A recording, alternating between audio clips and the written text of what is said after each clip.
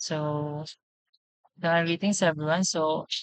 I am John Michael Achico from 2ITC. So, in my part, the project overview of our project. So, our project is entitled Online Delivery Platform. It designed to manage various customer transactions through a structured object-oriented approach. So, by utilizing abstraction and inheritance, so the system established a unified workflow where different order types, specifically the dine-in, pick-up, and delivery, share essential attributes like an order ID and the base amount, while maintaining also the unique billing. So every transactions follows a consistent payment processing step to ensure operational reliability.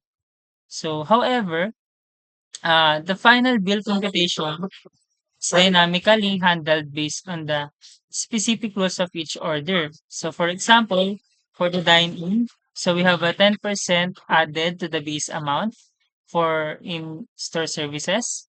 And for the pick-up orders, we have the retain the base amount as the final total. And for the delivery orders, we have this additional fee for the delivery distance and the rate per kilometer. So for storing these diverse objects in a single collection allows the platform to remain flexible and scalable, enabling the introduction of new order types without disrupting the existing processing structure. So this is our result for the TC1. So we have the order ID1. So for the order type dine in, and the base amount, which is equals to 500. So as it is, so we have a service charge also by a 10% through by the so for the final total, which is added by the service charge, which is 50 pesos. So it will be the total, which will be 550.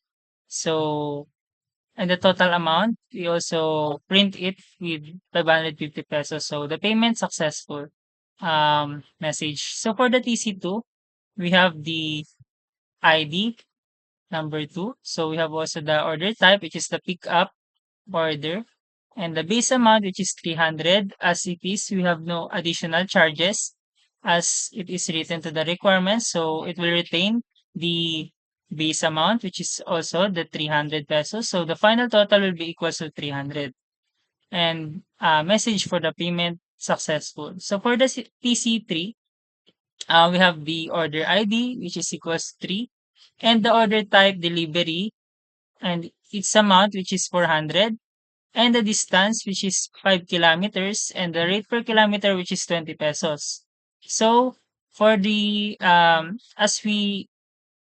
so the delivery fee will be 100 as it is 5 times 20, which is the distance times rate per kilometer.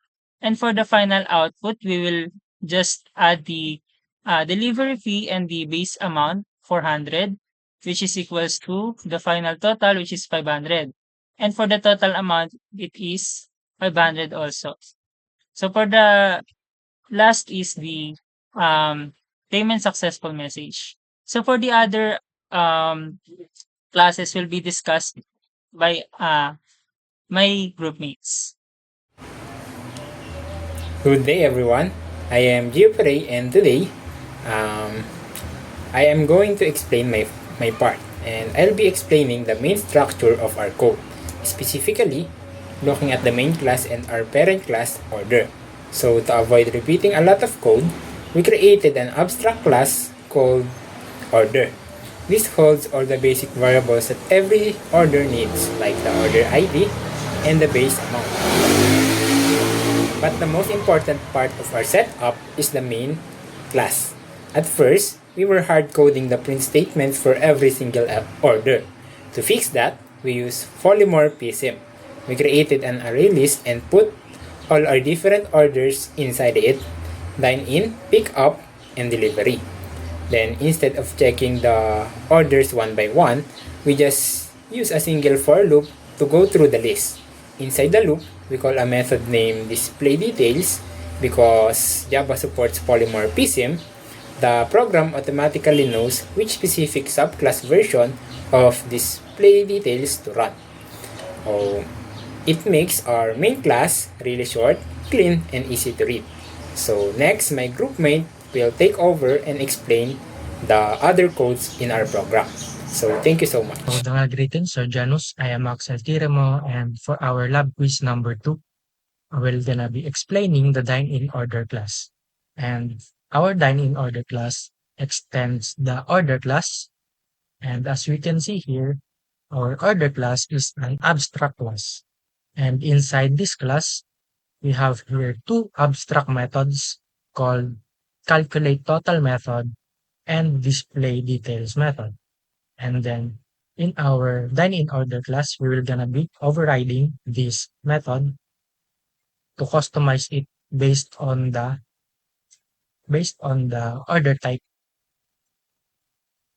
And then next we have here a attribute. So this attribute is a constant variable called service charge rate that has a value of 0.10. So this variable represents the 10% service charge that is given from our case scenario. Then next, we have here a constructor that accepts double value for the base amount. Then next, we have here the overriding of the calculate total method. So this method returns a double value, and inside this method, we have here a double called service charge, and this represents the amount of service charge that will be added to the base amount. So we get the service charge by multiplying the base amount by the service charge rate. And then after calculating the service charge, we will gonna be returning the sum of the base amount and the service charge. And then next, we have here the overriding of the display details method. So these methods displays the information about the order. So first, it prints the order type, which is for this class. This is for the dine-in orders. And then next, it prints the base amount.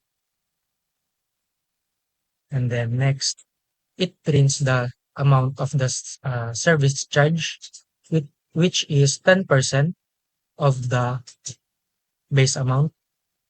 And that's all for the dine-in order class. Greetings, Sir Janus. My name is James Ranzer T. Peralta, and I'm here to present the pickup order class. So I'm going to show first the parent class, which is the order. So there's two abstract methods in the parent class, which must be implemented in the child classes. So the child classes is the delivery order, dine-in order, and the pickup order. So for the pickup order, we have here the first abstract method, which is the calculate total. So since there's no additional charges for pickup order, we just simply return the base amount.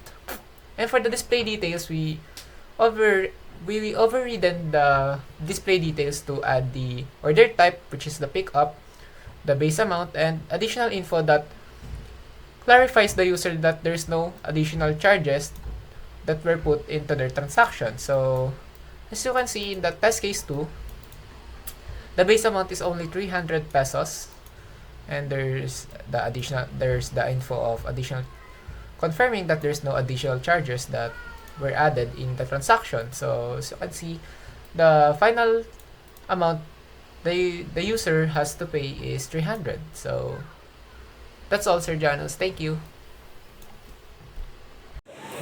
Greetings, Sir Janus.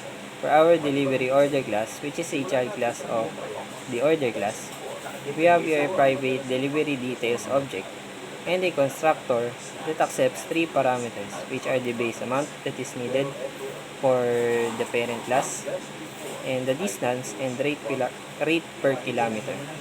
Next, we have two overridden methods coming from the parent class. which are the calculate total that returns the sum of base amount and the calculated delivery fee. Next, we also have a display detail method that just display the details for this class. Next, we also have a private class that is only created inside this delivery order class, which have a constructor that accepts two parameters, distance and rate per kilometer, and a method that calculates the delivery fee and returns the product of distance and rate per kilometer, and a getter for distance and rate per kilometer class fields.